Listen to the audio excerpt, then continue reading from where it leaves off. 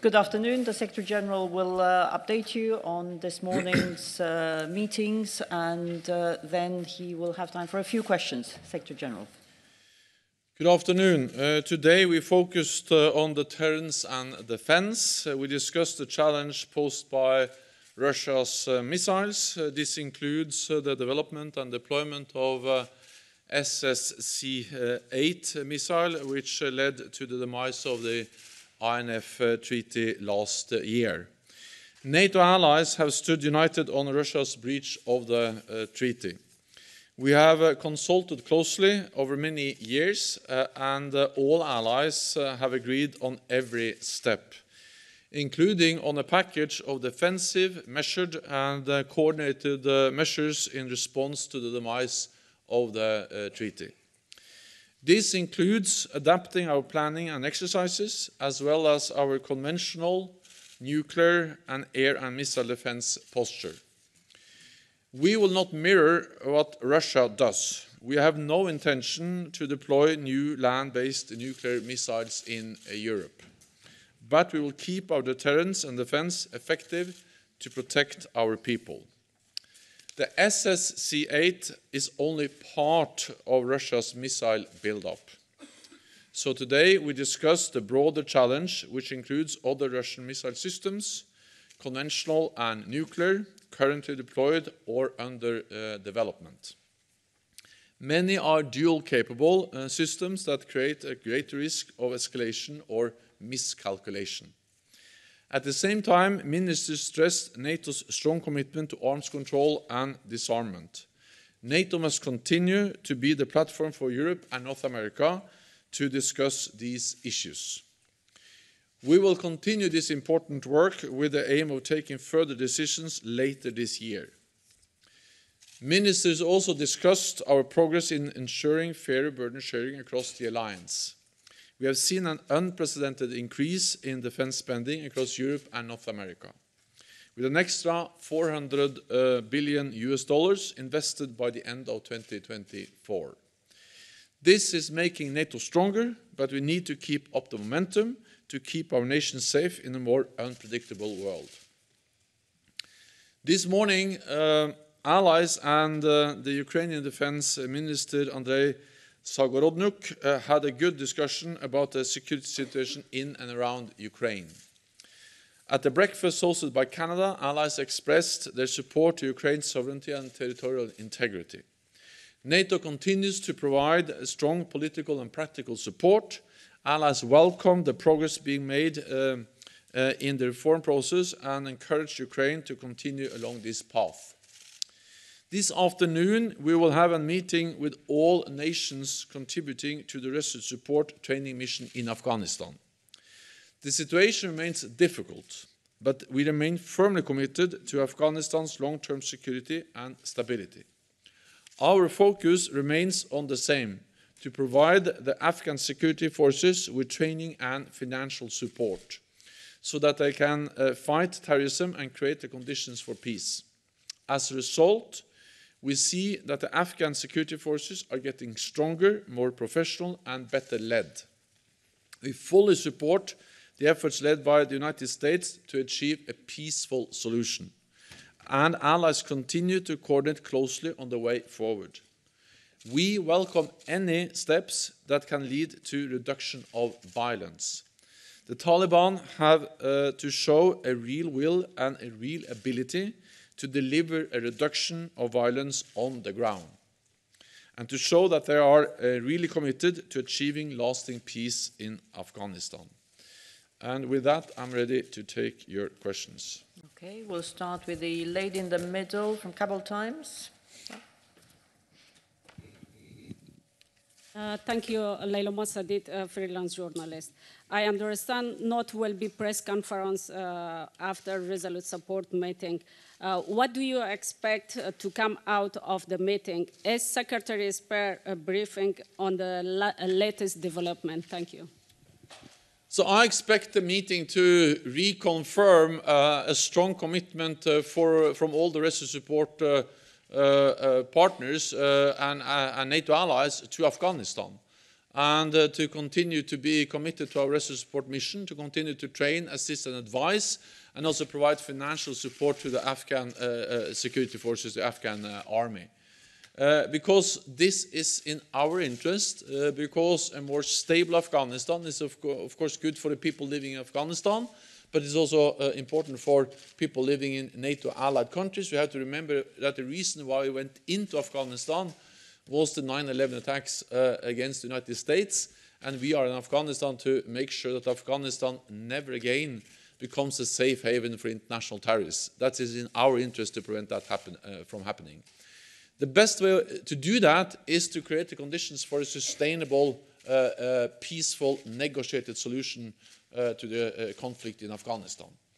And as I said, we support strongly the US talks with the Taliban because we hope that they can lead to a peace process and create the conditions for inter-Afghan talks, inter-Afghan negotiations. And we will welcome any steps towards reduction of violence, because that is important to create the conditions for a real peace process. But again, Taliban has to show a real will and a real capability to deliver reduction of violence. And the best way for us to make that happen is to send a message that we stay committed to provide support to Afghanistan. And this is the message I expect from the Rescue Support Mission meeting. Okay, Arabs Today. So, gentleman over there. Zaki Shahab from Arabs Today. It is not clear for us as Arabs, where NATO stands along the activities carried by Turkey, either in Syria or Libya, which most of us feel that is not online what NATO allies try to achieve in the region.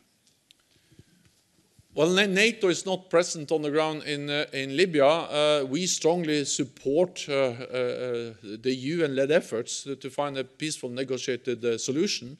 And that's the message from NATO and from NATO allies, is that we need a UN-led effort to find a negotiated solution, and we support that. Then we also stated that we stand ready to help Libya with capacity building if they ask for that and if the conditions make that possible. But there is no NATO presence on the ground. We support efforts of also NATO allies, for instance, the meeting in Berlin, which took place a couple of weeks ago. We believe that's a good and important initiative to get the peace talks and the political process moving. On Syria, I would just briefly say that what we see now in Idlib is really, really serious. Again, hundreds of thousands of civilians are forced to flee. People are killed. We see indiscriminate bombing of civilian targets. This is horrendous, and we call on the Russian-backed Syrian regime to stop all the attacks and to engage in UN-led talks to find a peaceful solution. Okay. Associated Press, up there. Yeah.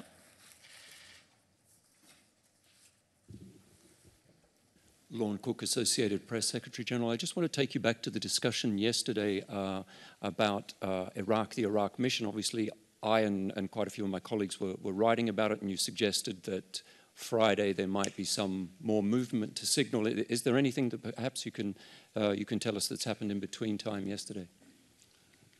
Well, between the press conference yesterday and today, we have slept and we have had one meeting where we discussed deterrence and defense. So not so much has happened. But it's right that I will meet with the global coalition to defeat Daesh tomorrow morning, and that just reflects the fact that NATO, of course, is closely coordinating and consulting with the global coalition, because we are working together with them in Iraq, and NATO is a member of the coalition, and we support the coalition. And now we are looking into how we can better coordinate and also whether we can change some of the responsibilities between the coalition and NATO. We do this in close coordination with the coalition. We do it also, of course, in close consultation with the Iraqi government. I have spoken several times with the Iraqi Prime Minister, and NATO is in Iraq at the invitation of the Iraqi government.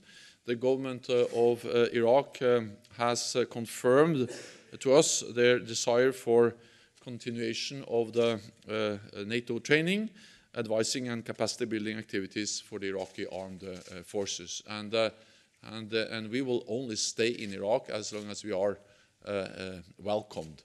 Yeah. Okay. Lady over here. Mr. General Secretary, I am from Ukrainian TV, and you have mentioned your morning meeting with the Ukrainian Defense Minister. In conclusion, after these negotiations, how do you estimate reforms in Ukraine, and how can we extend our deep cooperation with NATO? Thanks. We had a very good meeting with the Ukrainian Defense Minister. All allies met with him, and the allies expressed strong support to Ukraine, to Ukraine's territorial integrity, to its sovereignty, and they also promised and stated clearly that we will continue to provide practical support and political support. The North Atlantic Council, we all visited Kiev and Ukraine not so long ago, and then we also went to Odessa, where we saw the Naval Academy, where we have NATO advisors, NATO trainers. We saw NATO-allied ships in the harbor of Odessa. And I think this demonstrates very clearly that we speak about both practical cooperation and political support. Several NATO allies and also Canada that hosted the breakfast, they actually helped with training. They have trained thousands of Ukrainian soldiers.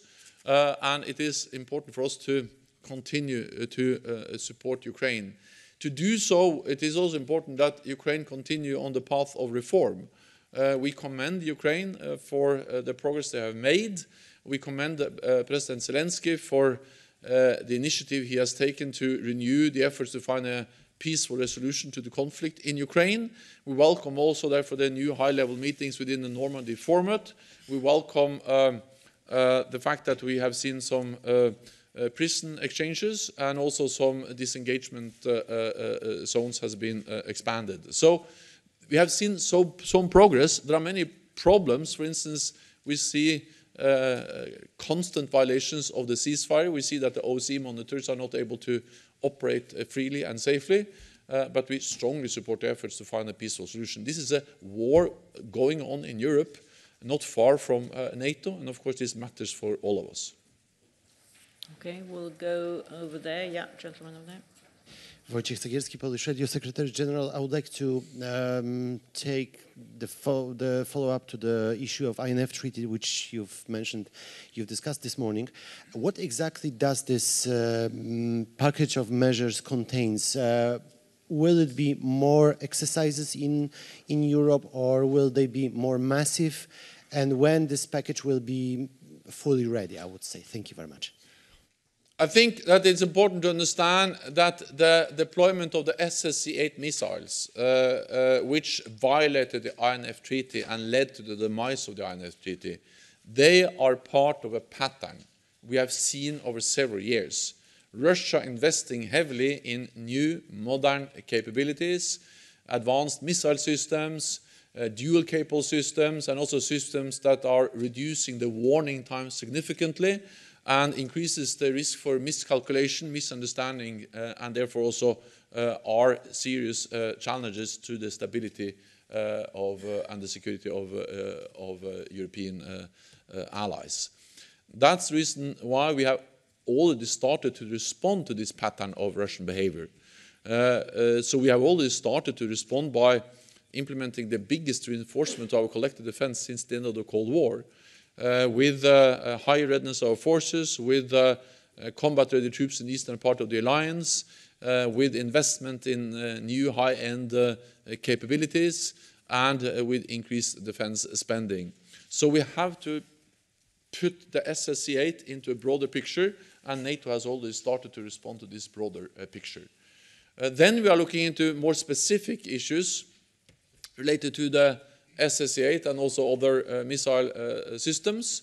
And this is partly about exercises, partly about air and missile defense, conventional capabilities, and our nuclear posture, and of course also new initiatives on arms control. Because the best way of addressing this is to re-establish systems for arms control. We do whatever we can to prevent a new arms race. A new arms race, especially with nuclear weapons, is not good. It's dangerous and it is expensive. So therefore, we will continue to work for arms control to address the challenges and the gaps we now see after the demise of the INF Treaty. But let me underline that we will not mirror what Russia has done. We will have no intention of deploying land-based nuclear missiles in Europe, but we have to make sure that we have credible deterrence and defense also without the INF Treaty. Okay, we'll go over there.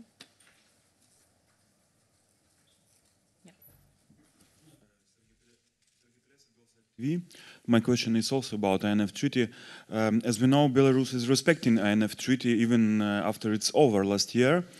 But we see that Putin's pressure on Belarus is stronger and stronger. We're talking about so-called incorporation or integration.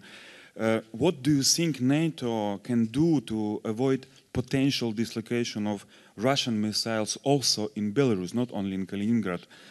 Do you think it's a good time to meet with Belarusian officials to talk about it, to talk about these initiatives? Belarus is a partner of NATO, and we appreciate the partnership with Belarus. And Belarus is a sovereign nation and take sovereign decisions, and we respect those decisions. We also urge, of course, Russia to respect the sovereignty and the territorial integrity of all nations in Europe, including Belarus.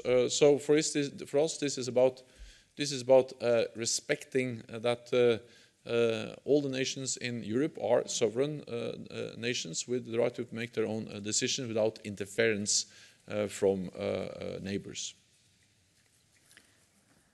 Yeah, one last question, Jordan Times. As Daesh threat remains, do you believe that your plan for beefed up training in Iraq is enough at this stage? And could it be developed into something more in the future depending on circumstances? And how do you believe your plan would satisfy US President Donald Trump? Thank you. So we have now started the process where we are going to increase our presence in Iraq. We are going to do it stepwise, and we will also look into what we can do beyond the current presence of NATO troops. So we are going to increase our presence. But of course we do that in close coordination with the Iraqi government, and every step we take will be in consultation and based on invitation, and only when we are welcomed by the Iraqi government. I think what we have seen is that the Iraqi forces have proven that they are capable of fighting Daesh, because the Iraqi forces have been on the forefront liberating the territory and the millions of people that ISIS controlled in Iraq not so many months ago. We supported them, meaning the global coalition, NATO, we supported them, all NATO allies are part of the global coalition, we supported them, but the heavy fighting, the soldiers on the front line, they were, almost all of them were Iraqi soldiers. So I strongly believe that the best thing we can do to make sure that ISIS does not return is, of course, to enable the Iraqis to fight Daesh in Iraq themselves. So training local forces is one of the best weapons we have against ISIS. Then we have to assess the need and to follow the developments closely and in close consultation and coordination, and based on invitation from the Iraqi government, we will also, of course, consider to step up, but that are our decisions we have to take later on based on developments. Thank you very much. This concludes this press point. Thank you. Thank you.